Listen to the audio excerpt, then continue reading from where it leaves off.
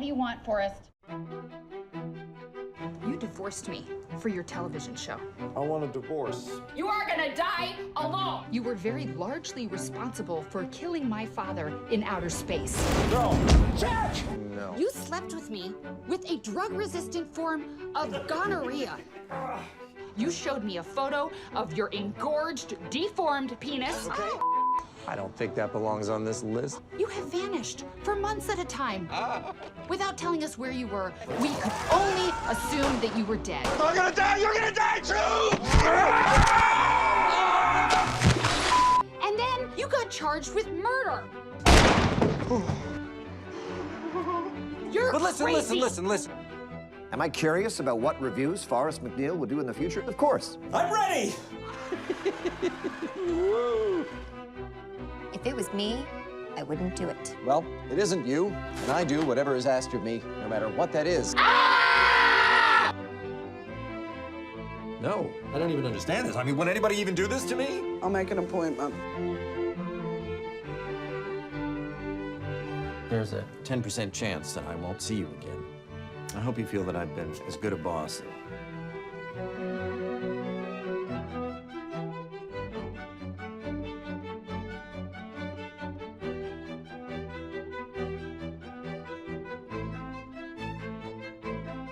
Forrest, what are you doing? Should be a fun one, right?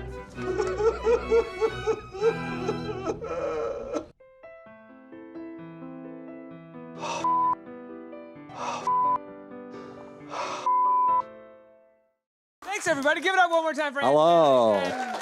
Thank you. You don't have to give all of it up. You can keep some of it for yourself. For what I think Don't is give it the all up. funniest show on television, review. That's really not a matter of opinion. It's a fact. That is Absolute a matter of established fact. It is the funniest show on television. This is the last season. Ah! Isn't that true? Ah! Yes, it is.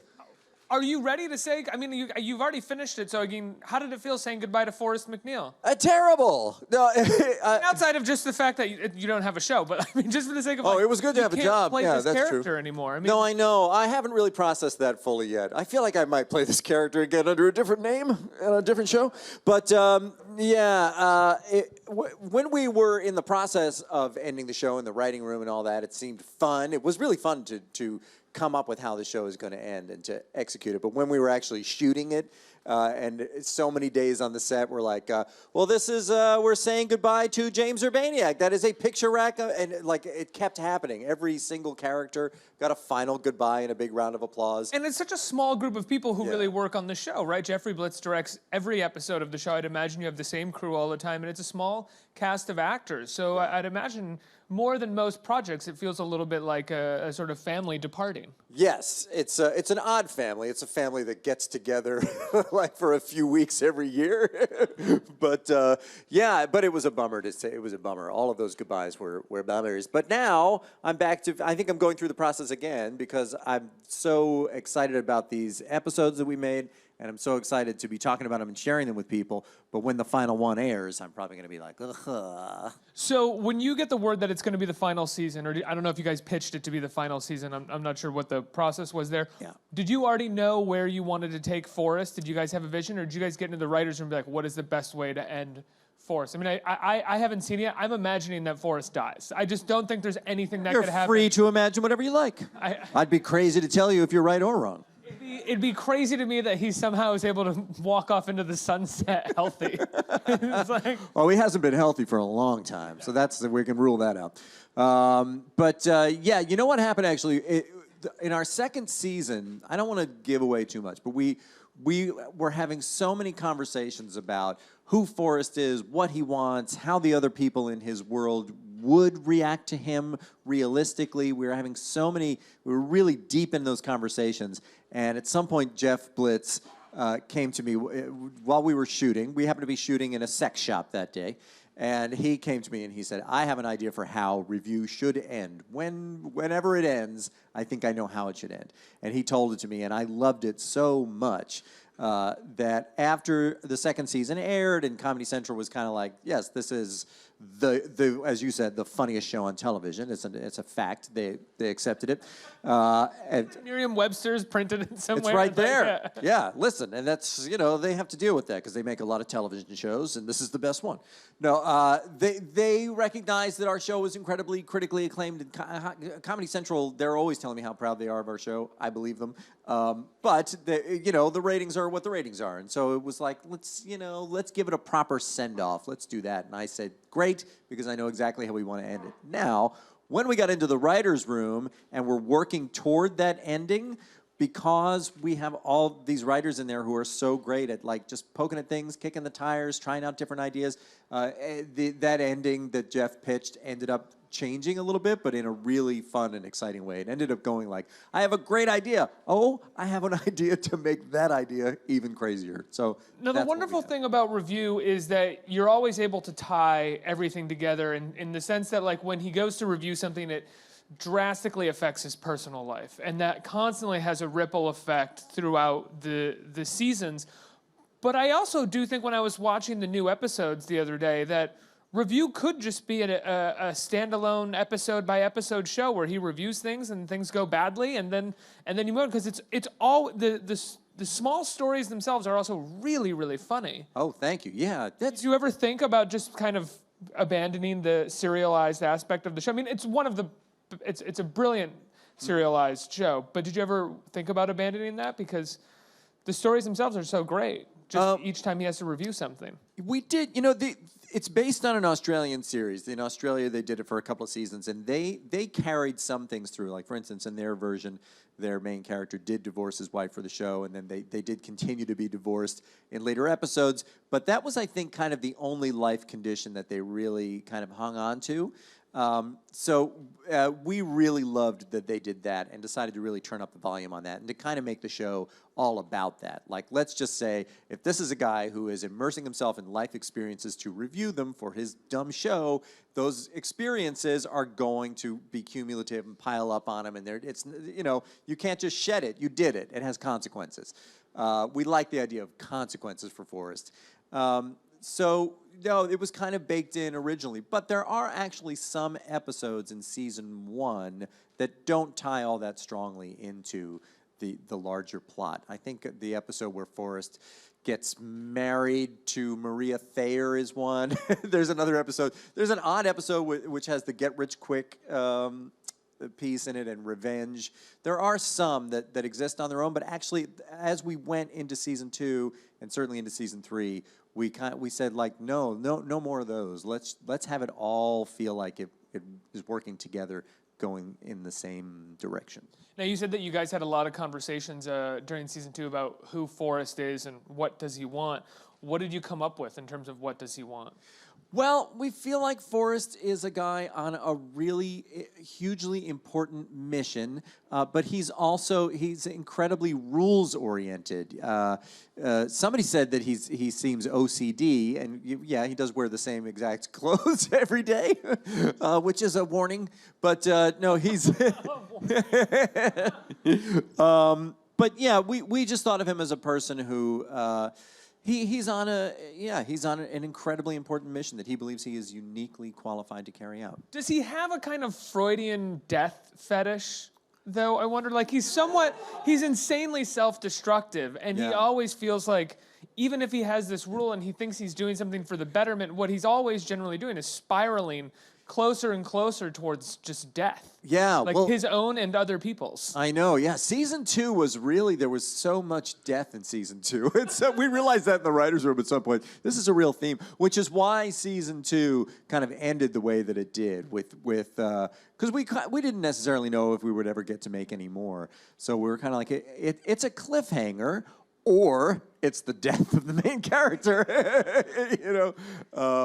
But yeah, that's funny. A Freudian death fetish. I don't know if Forrest has one of those, but I think he is.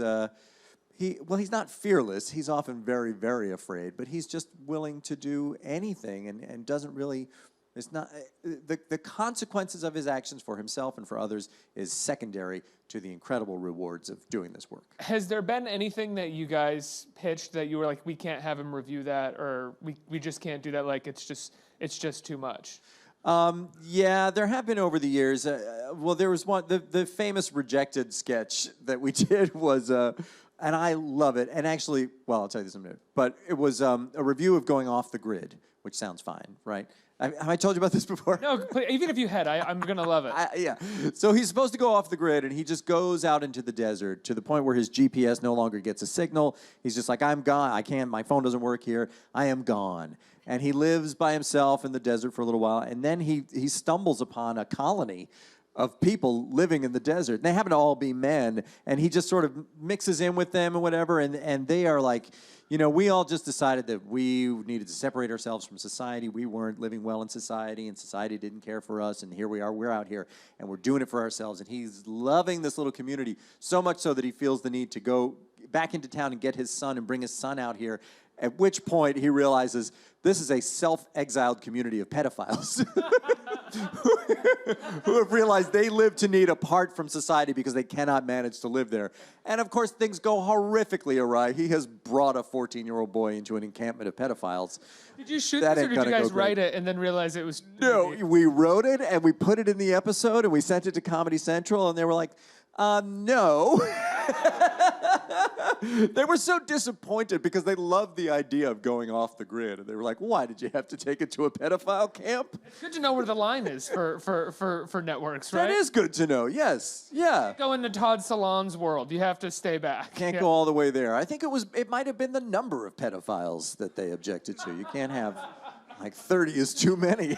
It's like cursing in R-rated movies. No more than one fuck. So, like, in a show, no more than one pedophile. That may have been it. Now, the guy that wrote that piece, a very funny writer named Kevin Dorff, recently said to me that there was a live show in Los Angeles that wanted to do, like, rejected material, and he asked if he could stage that sketch.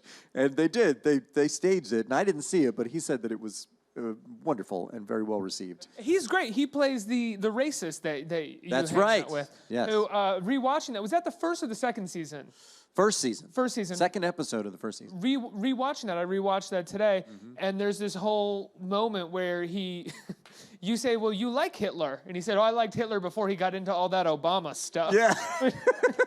He gets trapped in a logic circle, but it makes perfect sense to him. I forgot that those logic circles were happening even 4 years ago. Now I feel trapped in them all the time. I know. It's pretty weird. Yeah, I did go back and watch that one recently and was like, yeah, this is, people need to go back and watch it, I think. It's where we're living. We're living in that guy's garage more and more. Absolutely. Yeah, I believe his logic circle is That garage has taken over Twitter, I think. that garage is now the Oval Office. Yeah, essentially. Yeah. You're absolutely right. What has been your personal favorite review? Oh my God, my personal favorite review. I have so many. I mean, the divorce review was very special to me because You were going through a divorce at that moment? no, because of the way that we shot it. We just shot a largely improvised, dramatic scene. It felt like being on the set of a Cassavetes movie. It just was drama. And the people on the crew and whatnot, I'm sure everybody involved was just like, I thought this was a comedy. I thought this was for Comedy Central. It felt like we were all being a part of a terrible disaster, a failed experiment in doing heavy drama for Comedy Central. But it was because it worked because it was in the context of this idiotic thing that Forrest is doing for no reason, which was kind of a revelation for the whole project, to be able to say that, like, we're under the umbrella of this absurd premise, and therefore we can fully invest, even dramatically and emotionally invest in all these scenes, and it will still be funny because of the context. You being particularly thrilled by getting to do a serious dramatic scene is not surprising to me, though, because I feel like your characters, not just Forrest MacNeil, but other characters you generally play, are people who function on a line of, like, tragic drama and comedy. Like, their lives a lot of times are just pure tragedies that they're trying to hide from. There is a drama there all the time that I think you play up more, oftentimes more than you play up any kind of broad comedy. Yeah, I think that may be true. I don't know why, but I think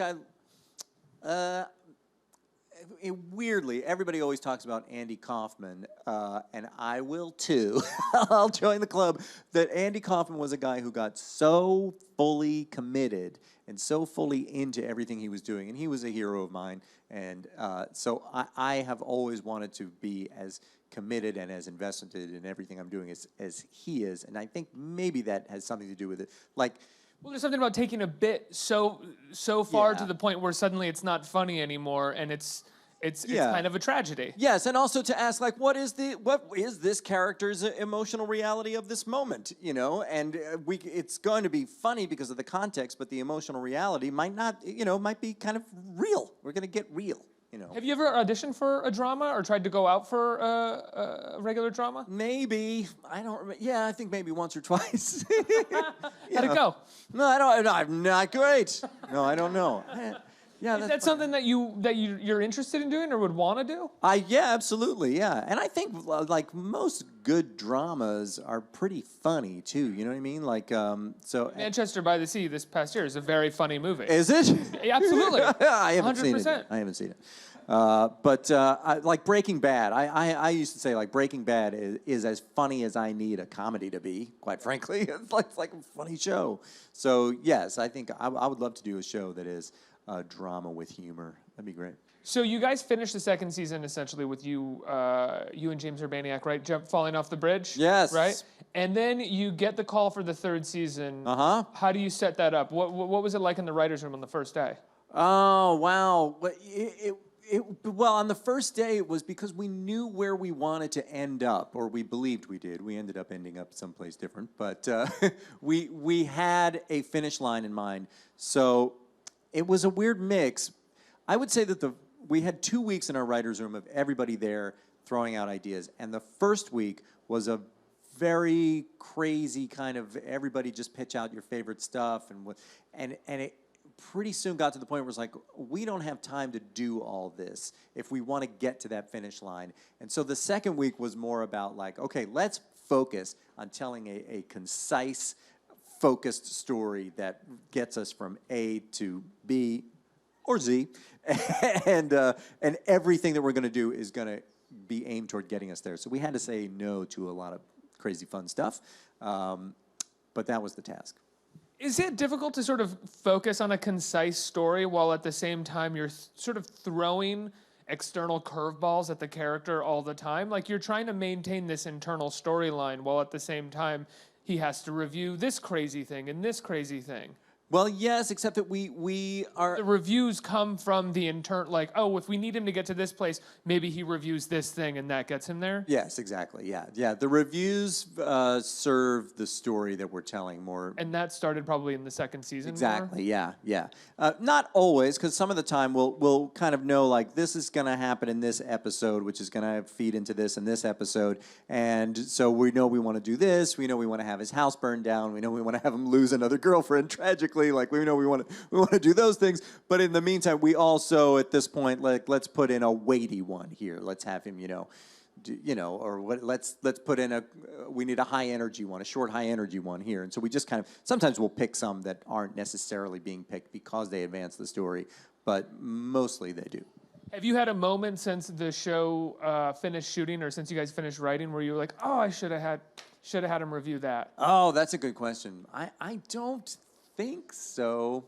I don't think so, but there was one idea that, because people keep asking me, like, what's the review that you didn't get to do that you most wish you had? So Pedophilia, right.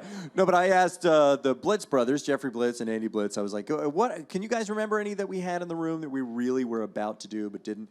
And they reminded me of one that we were going to have Forrest finally get the chance to review bubble baths. Because if you remember, he was asked to review bubble baths, but due to a clerical error, he ended up reviewing There All Is Aching, which sent him spiraling into a mental hospital and was a disaster. And so the idea this time was that somebody was going to say, I feel bad, you never got the chance to review bubble baths. What is it like to take a bubble bath? And then we didn't know how it was going to happen, but we just knew that one way or another, he was also going to end up in a mental hospital reviewing bubble baths. And Jeff Blitz reminded me that we were going to do that. And it's so funny. No matter what was going to happen, he was going to end up in a mental hospital. He'd be back in probably the same mental hospital with Emo Phillips and Rich Fulcher. He would, just There's no way around it. Do you feel like Forrest MacNeil is the sort of culmination of a lot of characters that you've played over the course of your career, like the sort of natural, not end point, but sort of the climax of a lot of characters that you've tried to play? Yeah, but funny enough, when we first started kicking him around, he seemed like he was at war with what I had been doing generally, which is to say that a lot of my kind of podcast characters and stuff like that are psychopathic. You know what I mean? They're Forrest is psychopathic. I know, yeah. but in the early going, he wasn't quite, and it seemed like this is a guy who is normal, who is sincere, who is a decent human being pressed into these ridiculous situations by his show. But as the show has gone and the situations have become more and more insane, and it's become more and more clear that a decent person would at some point have stopped, he became more kind of in line with other characters that I've played, i.e. he became more horrible. What's so interesting about Forrest is that you say he's very rules-oriented. So clearly he needs these rules in his life for some reason, but they're only destroying his life. So what is he like when he has no structure? Is he an even more destructive person, or is he actually like a fairly decent human? Well, our thought about, because we've talked about who was Forrest before this show and who would he be if it had never come into his life. And I think he's narcissistic for sure. He's selfish. He doesn't think a lot about others. Probably not a great husband, not a great father, a guy who makes a ton of mistakes and has a hard time knowing when he has made one, let alone apologizing for them. So, but not a person who is responsible for tragedies and catastrophes, just a person who is responsible for general kind of unhappiness and stupidities. So not a great guy, but not a tragedy bringer. You know, I don't want to give anything away or give any spoilers away, but there's an episode, or there's a plot line in the second episode, I think, where you and your co-host, or Forrest and the co-host, switch places. Yes. I won't say where that goes, but I loved that as a great example of like what that show could be and how, like, just sort of that juxtaposition. It was so smart to do that. Thanks. Yeah, that came out of a desire to see AJ out of the studio, because she's been this kind of odd presence, and I have heard people ask questions like, "Who's AJ? What's she all about? Can we get?" And so this and our final season seemed like a time to like explore her a little bit more. And we had an idea it was in the second season when Forrest was investigating what he believed was a conspiracy theory on the part of Review to kill him. At some point, it was in the script that he was tailing her, and so we got to find out a lot about AJ through that, but there just wasn't time for it in that script. So it got kicked to this season. And so in wrestling with, like, how can we learn about AJ in the context of Forrest's show where Forrest is reviewing things, and somebody in the room had the great idea to handle it the way that we did, and so. Yeah. Well, it's this wonderful idea of how the show could go if someone responsible and less narcissistic were actually at the helm. Yes. By the way, we also had an idea. This is one that we never got to execute. In our first season, we had a script for this, and the network didn't like it. Where Forrest was, you remember how Forrest quit the show at the end of the first season? We originally scripted it that he was going to quit the show at the end of the second to last episode. And so the last episode of season 1 was going to start with a different credit sequence featuring AJ, because AJ has now taken over the show. So it was going to be review with AJ Gibbs. And then AJ's first review was going to be, what's it like to be a hip-hop mogul? And she was going to record a song and have a clothing line and blah, blah, blah, and just become a billionaire within like 2 weeks and just take off and leave the show to the stratospheres of success. And the joke being that, like, anybody other than Forrest MacNeil could have a wonderful time doing this show, but because he is uniquely unqualified and a very special kind of idiot, he destroys it at all times. Are AJ and his producer and his interns, they function as tormentors in a certain way, but are they intentional tormentors, you think? Or are they just kind of like, this is my job and this guy's crazy, and he'll be tormented whether I do it or somebody else does it. Yeah, well, I think Josh in particular is really trying to help, and I think he's also not that smart. But I think he reveres Mr. MacNeil, and he would love to help him succeed as much as possible. And sometimes that does mean being sadistic and cruel to him, because that's what the assignment calls for. Lucille, on the other hand, I think just looks at him and sees an idiot who's destroying his life and has no redeeming qualities. and then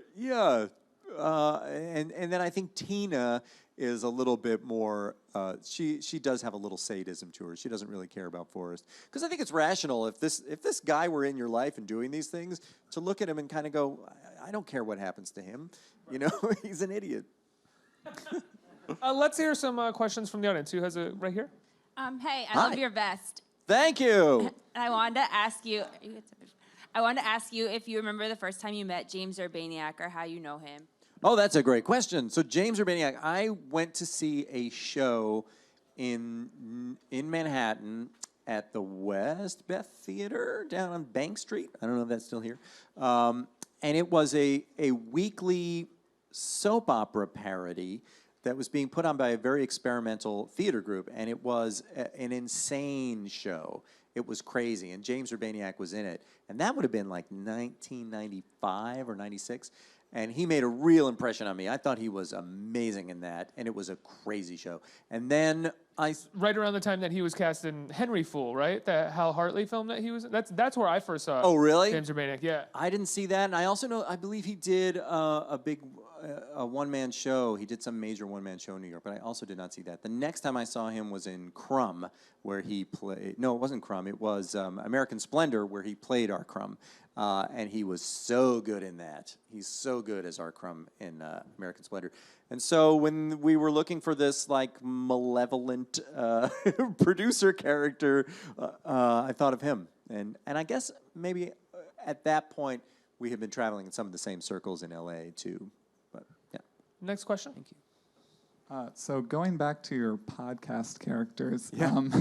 I want to ask, if you could choose one of them to star in their own show, which one would you choose? Oh, wow. Well, you know what? I have actually, I wrote a animated pilot for Dalton Wilcox.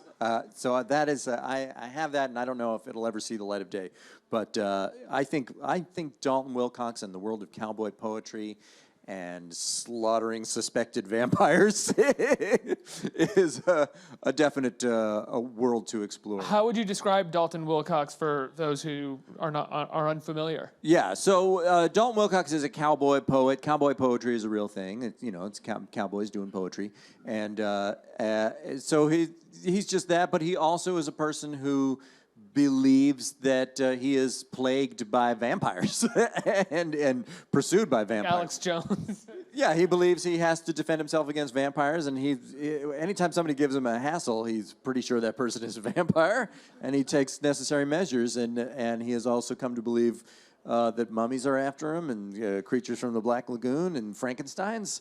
He one time killed a Frankenstein. So he's crazy.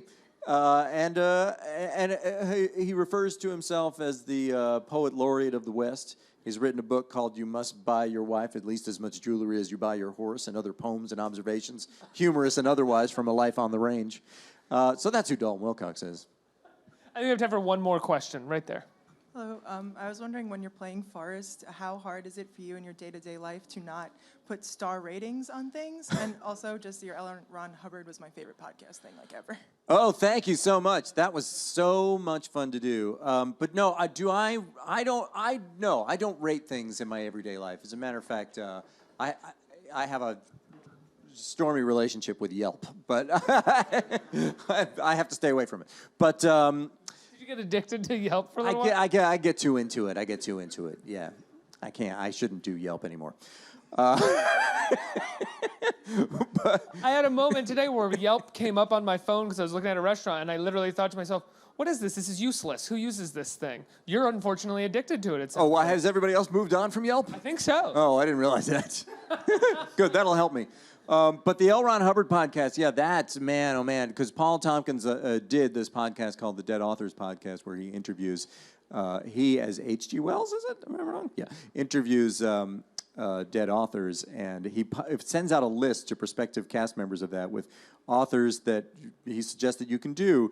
And L. Ron Hubbard was on that list, and I was like, I'll take him. And I claimed him and sat on him for like a year, working up the courage, but also doing the research. I really did. What kind of research did you do? I mean, what did you find about L. Ron Hubbard while you were doing your research? Well, I read that book, Going Clear, by Lawrence Wright or Jeffrey Wright? I forget. But man, I mean, that has an extended biography of L. Ron Hubbard, and then I watched all of the available footage of him, and yeah, it's fascinating. And so I tried to really get inside his mind and try to figure out what makes this guy tick. Con man. He's a con man, yeah, but that's incredible con man. I know, but that's the essential question. Like, is he crazy? Does he believe it? Or is he a total con man? Well, there's always that point with cult leaders where Yes. something flips for them, and you can kind of tell that they don't even know anymore. Like, Exactly. if you watch that great documentary on Jim Jones, like halfway through the story of Jim Jones, he turns. He switches. Yeah. Same with the President of the United States. Yeah. He believes he's president. It's crazy. No, but the two of them were they're very similar. They're eerily similar, L. Ron Hubbard and Donald Trump. Just constant liars all the time, and to the point where they don't know when they're lying anymore.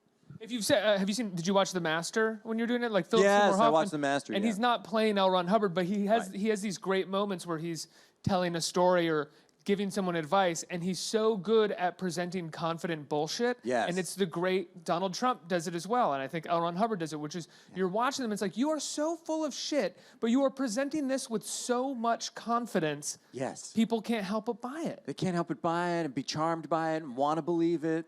Yeah, it's a real skill and a bad one. It's not a skill that Forrest MacNeil has, I will say. Forrest MacNeil can't seem to convince anybody of anything, really.